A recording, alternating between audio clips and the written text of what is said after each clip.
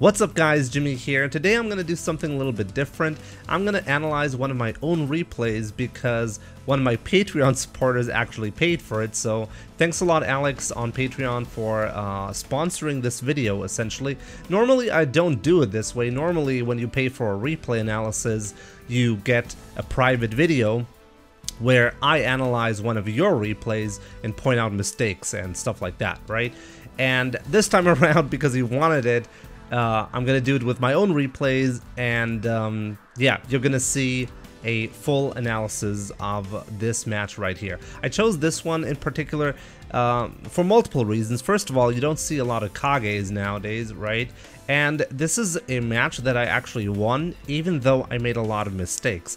I think it's always crucial to understand, even if you're winning, you're always making a lot of mistakes, and if you pay attention to your own mistakes, like, you should be aware of them, and you should be little by little you should try to make sure you don't repeat your own mistakes over and over again, because otherwise you'll just not improve.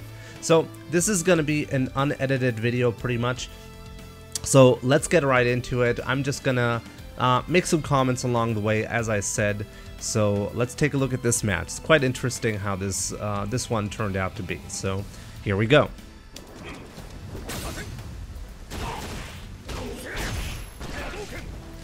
So right off the bat, like, this situation right here at the start was kind of messed up.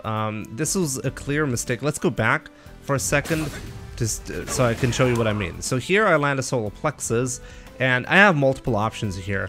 I can go for sweep if I want to get max Oki. I can go for a crouching medium kick into a donkey kick if I want to get the damage and the fireball game afterwards. Here I actually choose the crouching medium punch into donkey kick. That's not a bad choice because you want to zone against Kage. This is one of the things that you definitely want to do. The matchup Ryu versus Kage is actually in Ryu's favor. I mean, I've said it quite a lot, right? Kage is a pretty weak character. And one of the reasons why he's weak is because if he plays against a character that can keep him outside of a certain range, he's gonna have issues. And Ryu's fireball game is actually good enough to do that. So because of his weird or bad footsies, let's call it bad footsies. In my opinion, Kage has terrible buttons.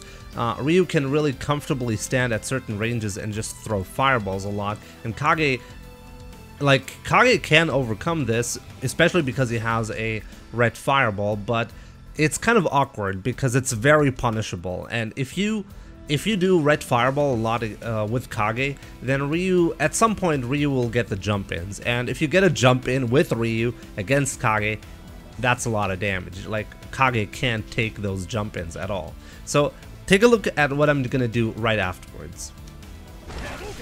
So I throw this fireball, pay attention to the range right here, right? So now I make a crucial mistake. I'm already committed in my head to dash forward after this one because I'm expecting him to block the fireball. But what I should be doing is pay attention whether he jumps or not, and then anti-air in case he does. And take a look at this. I failed to do so. This is a free anti-air situation, but because I'm committed beforehand, I'm dashing in right here. And so yeah, mistake number one for sure. And then right afterwards, take a look at what I do here. I land this light punch, and then because I'm improvising, obviously, right? Because I kind of failed, I try to get the trip guard. So I'm trying to punish him for that for that jump in with the light punch. He clearly wanted to do a fireball, by the way, so that was his mistake as well. That's not what was supposed to happen. So yeah, that's another one. That's another thing that is quite interesting about this matchup. He could have tricked me into a bad anti-air situation as well. Maybe that's something I was thinking about when I did the dash, but still, either way, it was really not very strong from both of us. So here I land a jab, and then I follow up properly with a light kick, or I would have needed to follow up properly with the light kick, but I didn't combo this one, so another missed opportunity for a combo. This could have been into a Shoryuken or into a Tatsu or any special move. Like, Tatsu would have been the most appropriate one, honestly. So I miss out on a bit of damage here and Oki. So that's going to be important to understand as well. So after the throw situation, he just pressures with a medium punch. Nothing really I have to be worried about, just block it out.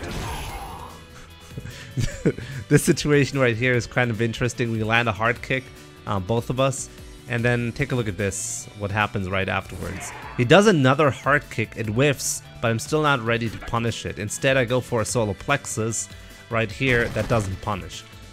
A little bit sloppy. If this had been Frankie Spanky, in case you like, Frankie Spanky is the best European Ryu for sure. If that had been Frankie Spanky, he would have expected, or he would have definitely whiff punished that crouching light kick, that standing hard kick, I mean, from Kage, with a crouching medium punch or a kick into a Tatsu. So technically another mistake on my end, but kind of hard to react to, so I'm gonna let that one slide. That was not a big mistake, but still not optimal, not optimal. You always have to remember that. Let's take a look at what happens here. So I'm getting pressured a little bit. This is another mistake here. So he let go of the V skill very early, so that's -6 on block. But because I'm so worried about getting stunned, I'm already committed to whatever he does next. If I block something, I'm automatically gonna V reversal. Let's take a look at that again. Let's go back. Pay attention to my stun bar right here. I'm worried about my stun bar, right? So he goes in, and I'm like, okay, if he lands one combo, I'm stunned, and then I'm probably dead. So I need to do something about it. So here, bam, this is the bad V skill. This could have been punished by basically any normal of Ryu. Standing light kick is my preferred one because it has the best range. Even though it doesn't do optimal damage, it has the best range. It's the most consistent punish to the V skill, something to keep in mind as well.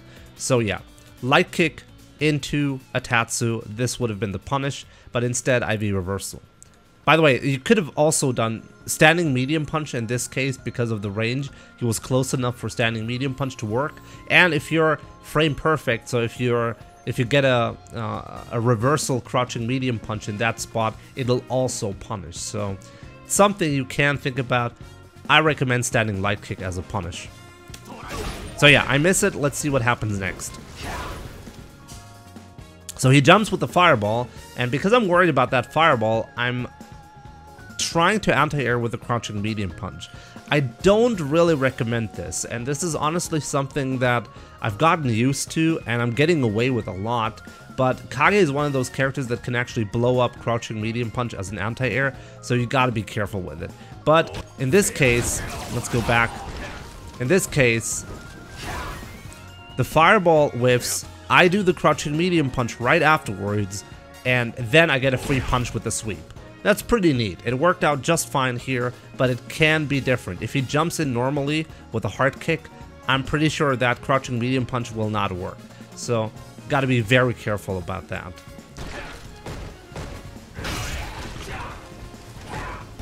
I'm honestly not sure what kind of setup that was, but here, the crouching medium punch again. This time he does a dive kick. Also quite interesting. So if he does a dive kick and I do the medium punch, it'll first of all, in a lot of cases it'll whiff, but I can also just block it out. So that's not a bad option, even for the dive kick. Here you go for an air-to-air, and you gotta keep in mind there's no priority system if you're in the air, so jumping light punch of Ryu is surprisingly effective to shut down people who jump at you. That's one of the things that I like to do anyways. So if I'm worried about a character that can alter the jump arc, in a lot of cases I will anti-air with jumping light punch. It's not that bad.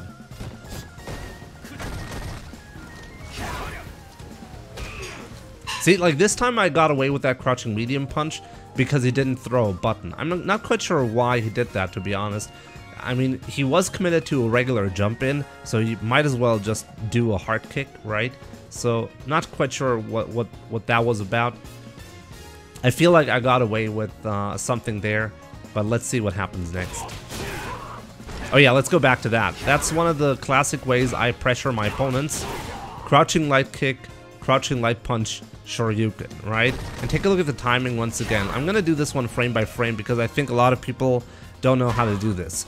The reason why I do this sequence in particular, take a look at that. I dash up, and I'm expecting my opponent to do a Shoryuken right there. I'm expecting him to just do an EX Shoryuken, and because I'm worried about that, take a look at the inputs right there. After the dash, I go into a down back position, and then I do a delayed crouching light kick. And this is because if they wake up, if they do an EX Shoryuken right there, I'll be blocking. But if they don't, and if they tech instead, like right here, take a look at that. This is a beautiful way of showing why this is so effective. My opponent thinks I'm going for a throw, so he does a delayed crouching light kick, late crouch tech is what he's doing, and my delayed crouching light kick beats that. So this beats late crouch tech and EXDP. Very important to understand. Somewhat like pretty high level stuff actually, because it requires really good timing and good execution. But this is one of the main ways I defend myself in Street Fighter V with Ryu. I never, if I'm defending myself, if I think, oh, my opponent's gonna do EXDP, like, I'm not just sitting there. Don't just sit there and block. Use an option that beats EXDP, but also pressures the opponent. Those options exist, and if you want to play high-level Street Fighter, that's something you need to learn. That's something you absolutely need to learn. So yeah, he gets hit there, confirmed into DP.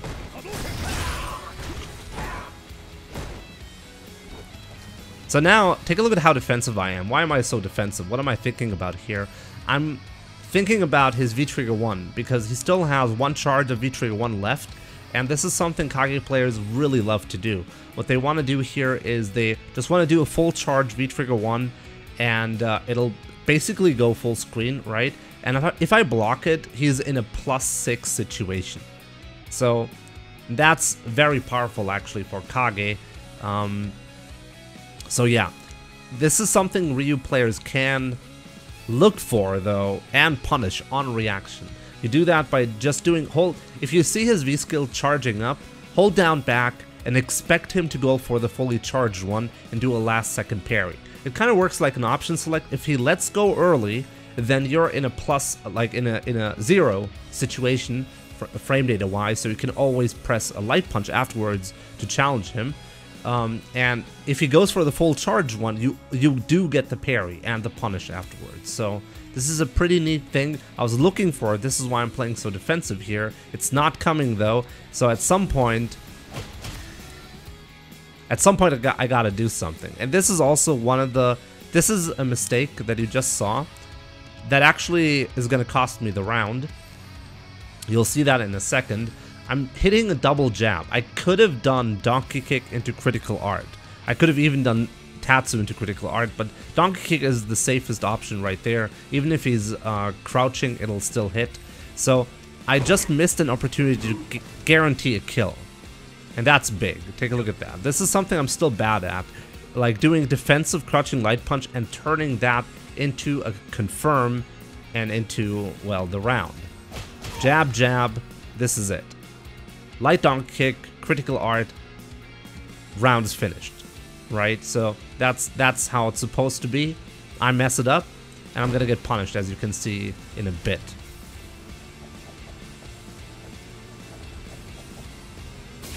I'm still waiting for him to do something, and he doesn't do it. So here I'm like, okay, screw this. I'm gonna take on the offense here by throwing that EX Fireball. Nothing happens though. I'm gonna get hit here. He gets a counter hit on that medium punch into the red Fireball, into CA, and I'm dead. So this was a completely unnecessary round that I lost right there. I could have just won it if I had my confirms on point, right? And I mean, you saw that. I had so many opportunities where I could have gotten damage, and I just couldn't get it.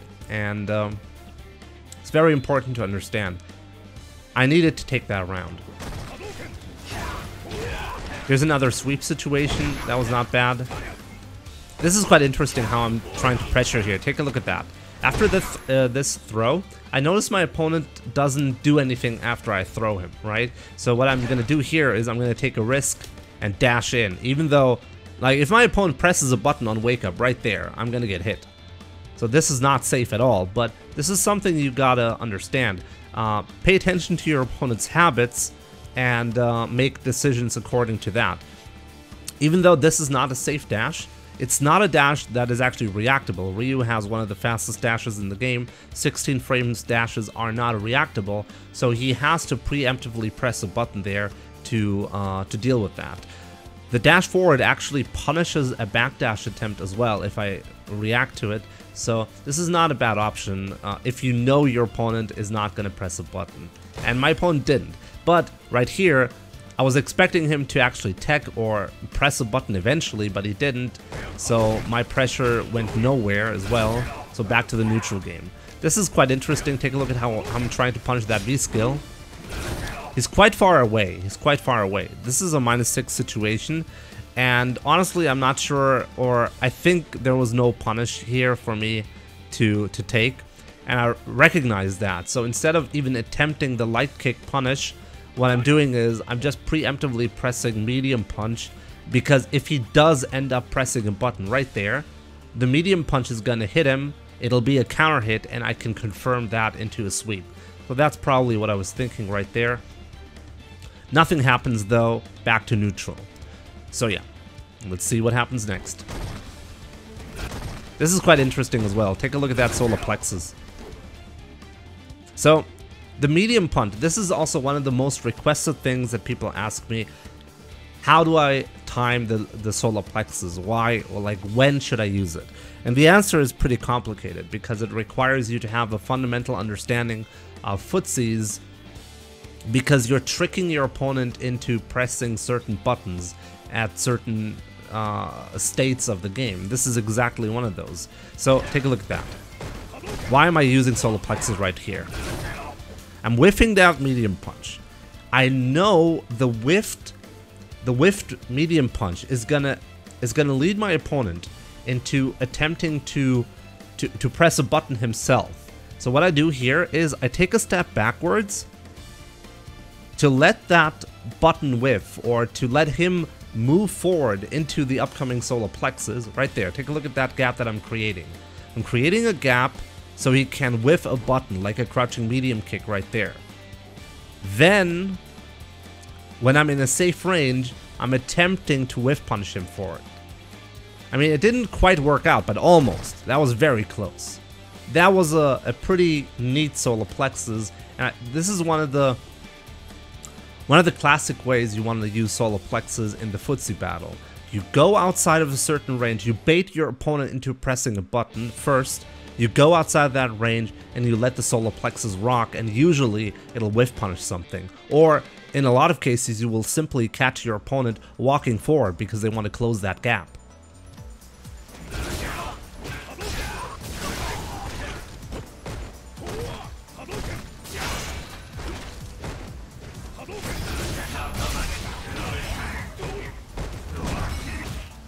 That was actually kind of neat. Here, let's take a look at that. Like, first of all, this is where you can see why Ryu's fireballs kind of, or why fireballs suck in general.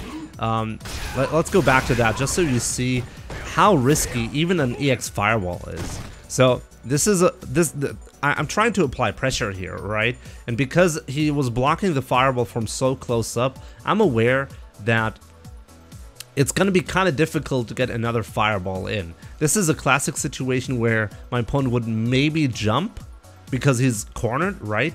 So I'm worried about that. So I wanna make sure my opponent doesn't get too much out of this situation. I'm trying to make up for the minus frames here, so I'm choosing to do an EX fireball right there to regain the advantage with the block stun of an EX fireball. But instead what happens is, because Ryu's hitbox extends forward when he does any fireball, even EX, I get hit here as a crush counter.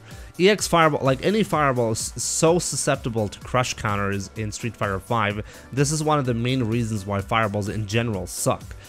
Sagat, on the other hand, for example, Sagat is one of those few blessed characters, and they really needed to do that. I was very worried about Sagat's Fireball game, but I actually took a look at that.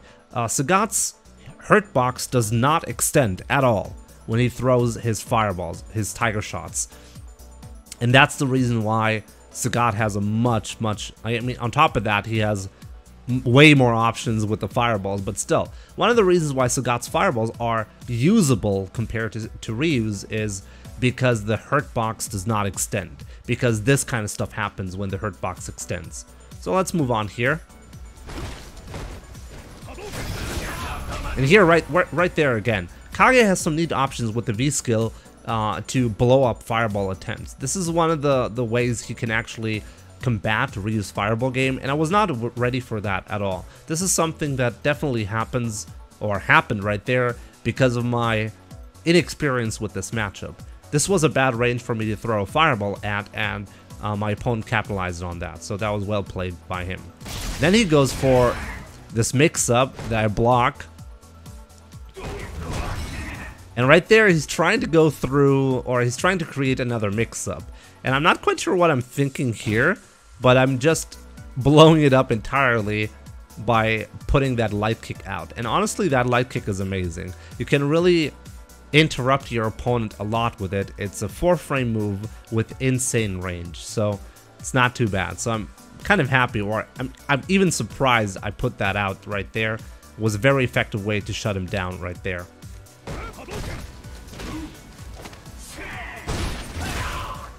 So there, that was quite interesting. The way he used the V-skill there at the end. Take a look at that again. Very aware of what I'm trying to do. So take a look at this. So in order to avoid any scramble situation, I'm committed to backdashing on wake up. My opponent is aware of that, because what I don't want to see is Kage doing a surprise dash into like a frame trap or something, right? I don't want to see that at all. So I'm committed to getting out of that situation entirely by backdashing on wake up, or even jumping. I was even attempting to, yeah, I was jumping. I was actually attempting to jump there. So yeah, I got punished for that. And honestly, this was a pretty risky move from him as well. He's using his remaining V-trigger activation for a move that is just 0 on block. He does not actually get anything if I block this move. But it was also safe, so it's not too bad. That was actually very, like, the awareness of my opponent right there to read that I'm gonna try to get out of that spot that was pretty impressive, not bad. Pay attention to that. Like, pay attention to how he's trying to apply pressure right there. This is something, this is where you can see the difference between master rank and let's say low diamond. He actually had really good pressure right there. So he puts out this jab, and then he walks up. Take a look at that. Take a look at how much time he takes with this one. He walks up, and then he does a delayed crouching medium punch. Why does he do that? Because he's expecting me to do late crouch tech, which I'm not doing right there. Actually, let's go back. I did it earlier, I think, on the jab, but let's see that again. No. Actually, no. Never mind. I just quick rise right there. This is why. Yeah, okay. I was actually confused for a second. But no, this is actually good. So I'm committed to just taking that throw. I mean, take the throw is actually a... It's gotten to meme levels, but it's really true. There is no reason for me to be afraid of the throw right there. I can take a throw, but I can't take a frame trap into or like a delayed button into big damage, and Kage can absolutely do that. So I block the jab, no tech on my end. I'm just holding down back right there, and then this is the crucial one to block, because if I had teched right there, it would have been counter hit, crouching medium punch into hard punch, axe kick, full combo, death. I would have been dead right there. So this is where knowledge and like being able to hold back on those techs really pays off. And if like a lot of players in certain like really high ranks already, like platinum or diamond, people have this bad habit of abusing late crouch tech because it gets them out of trouble in almost every rank, but not on the highest level. This is something to understand. So here I'm trying to play defensively. This is where I'm just going to V-reversal, get some space in, because I know, okay, I'm going to have to make this comeback honestly, and I can't really afford to get hit by anything while I'm cornered, right? So I'm trying to get some space in. And here, the EX Fireball, another tool, right? This is just me forcing a positive state. If he jumps there, the EX Fireball recovers in time, so I can anti-air, and if he presses a button, he'll get hit by the Fireball. If he blocks, I'm in a plus frame situation. So this is why EX Fireball is so good. You can force a good state afterwards if you have one bar. So I happen to get that that Fireball, and this is where, take a look at that. Let's go back a bit. So instead of pressuring, I'm aware, okay, how do I win this game? I'm gonna win this game. We have similar life, right? So I'm gonna win this game just by starting a Fireball game. That's exactly what I'm gonna do. I'm not gonna try to pressure. No, not gonna crack right here. Just gonna apply pressure. And take a look at this beautiful situation. I put out that Fireball. My opponent jumped. I put out a standing hard kick, not a DP, because in case he goes for a regular jump in, he's gonna get hit by that standing hard kick. But if he does the Fireball, then I'm safe. So this is a really, like, let's go back and take a look at that again, because it looks so good. I throw this Fireball, I walk forward, and do a hard kick.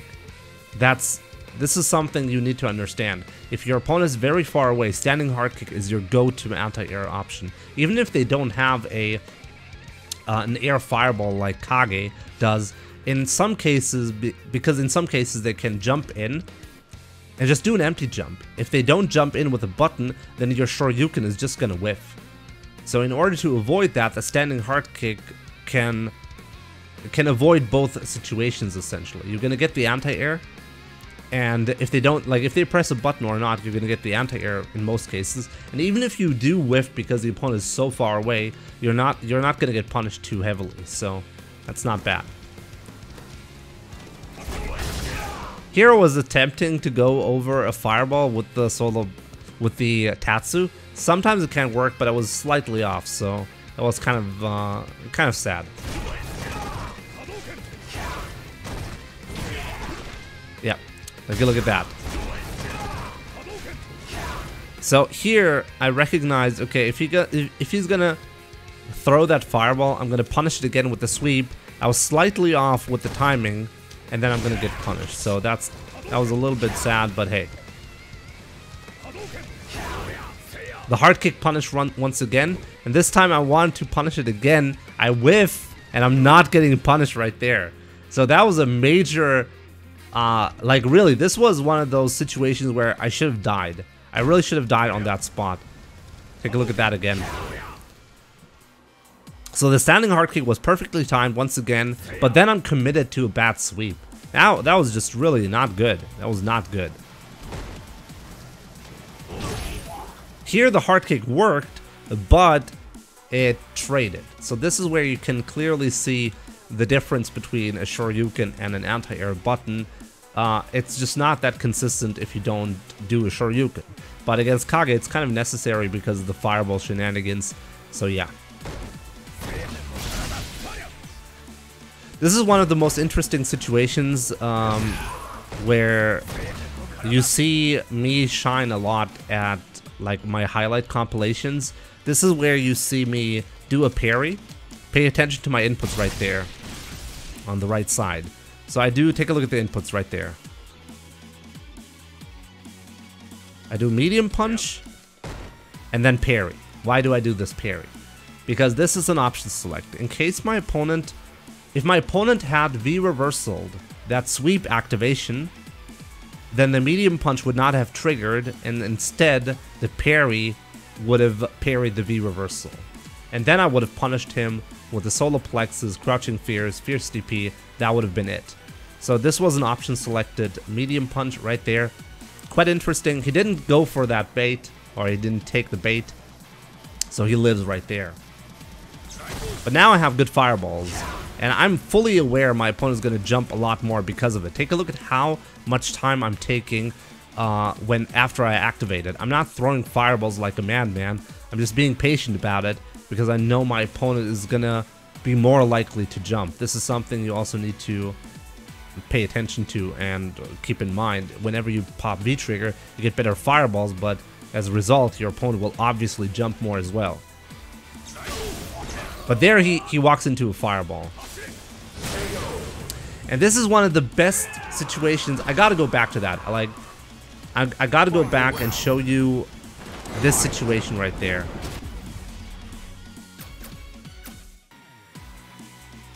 It was round number 2. Because it's a good example of a fireball trap. So I need to show this to you.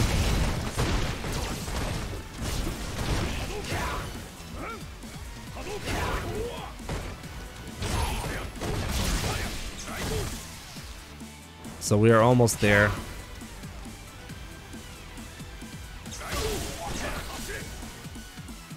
This is such a neat fireball trap. Take a look at that. Take a look at this distance right here. My opponent is jumping because he thinks he's safe to jump from that range. Because I can't anti-air from that, right? I can't anti-air from that far. Now take a look at that. I dash up. And all of a sudden, Shoryuken, and he's dead. So let's go back to that just so you see how I set this one up. So I land this fireball right there. Then I go for a charged level 2 fireball. And then I'm committed to a dash already. Because I know, okay, from this distance, my opponent is likely to jump, and this is a safe dash distance as well. And this is exactly what happens. This is such a beautiful fireball trap that you need to learn, because you can really trick your opponent into thinking they can safely jump forward when they're not in a good range for that. Dash forward, Shoryuken, KO. So yeah, that was round 2. Already 32 minutes in. This is going to be a long video. I really hope you're learning something though. So let's take a look at the last round. This is quite an interesting move for me here. Take a look at that. I'm not confident in the jump because I'm worried about the fireball. So I go for a Daigo crouching light punch as an anti-air. That can work, but that's not too good. Like, it could have easily went south for me right there. My opponent does a jump, a sweep, and sweeps are basically, like, almost always punishable by a sweep, right? And this is one of those situations. Let's just get the sweep, safely dash forward, and start to pressure.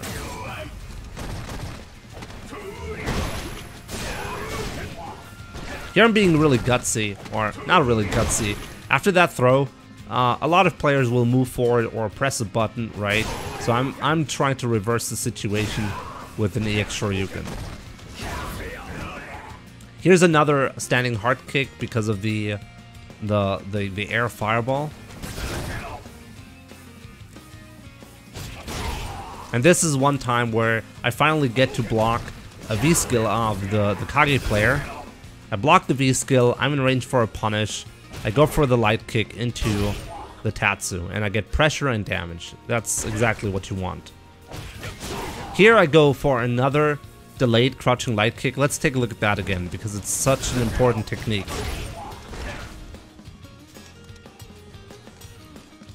So here I'm worried about DP again from my opponent. I think I'm thinking about him doing wake up DP. So how do I pressure? I hold down back on wake up in case he does EX DP, and then eventually I do a crouching light kick. My opponent tries to tech, and because crouching light kick is faster, or because of the timing, right, my crouching light kick comes out before his tech attempt does, and I get the hit. And then I just confirm into DP. And here I do it again, actually. So pay attention to that. No DP afterwards because he didn't get hit, and right afterwards I immediately continue the pressure with the medium punch. If that medium punch hits, in a lot of cases you'll get a counter hit off of that. Karin confirm into sweep. That's what I'm thinking about. This is an interesting situation. So I happen to get that solar plexus in right there, and he should have been dead right there. Crouching Fierce into EX Tatsu into EXDP would have been stun. At the very least, it would have been stun. It would have probably not been dead right there, but the stun combo afterwards would have killed. So instead, I go for Crouching Fierce into Fierce DP. I'm not quite sure why I do this, to be honest. Maybe I'm just not believing in the combo killing, but like in hindsight, this would have definitely killed. So that was a mistake on my end. I could have finished him right there. So instead, I go for just a standard pressure sequence, but then this happens. And honestly, right there, if that had been Sako, I might have been dead, because like he had the opening, but he just couldn't follow it up properly, and that was honestly just really sad. He might have been in a position to to get me in a 50-50 into a kill. So I love those jabs that I'm doing right there. See, take a look at that. I'm so worried about the jump fireball that I'm just doing a jump back jab. Very effective, as I said already. And this is something you also have to keep in mind. Right there, what I'm thinking about right now is, oh, I'm in chip range. So my opponent activated V-trigger, so there's no possible way for him to avoid chip kill right now. So I just have to be a little bit patient. I jump in right there because I'm expecting him to try to apply pressure on the ground. And if he blocks that jump in attack, that's what I'm thinking, I'm gonna go into Shoryuken into the chip kill for free. But instead, he jumps as well, so something unexpected happened right there. So let's take a look at that situation right there. Now, what I'm thinking about is, okay, I'm in a chip kill situation, but my opponent has the EXDP. My opponent needs to realize that I can chip him out right here. So he's probably gonna crack and do the only option. There's only one option for the opponent to avoid chip kill right here, and that's with EXDP. So what do? I hold down back right there and do a delayed throw. Because I'm so worried about that EXDP, I'm just doing a very defensive play right here. Even though I could finish him off, I'm trying to let him hang himself. Because this is something you also need to be aware of, right? Let him kill himself, essentially. He didn't do it. He actually didn't go for it. And instead, I get that throw.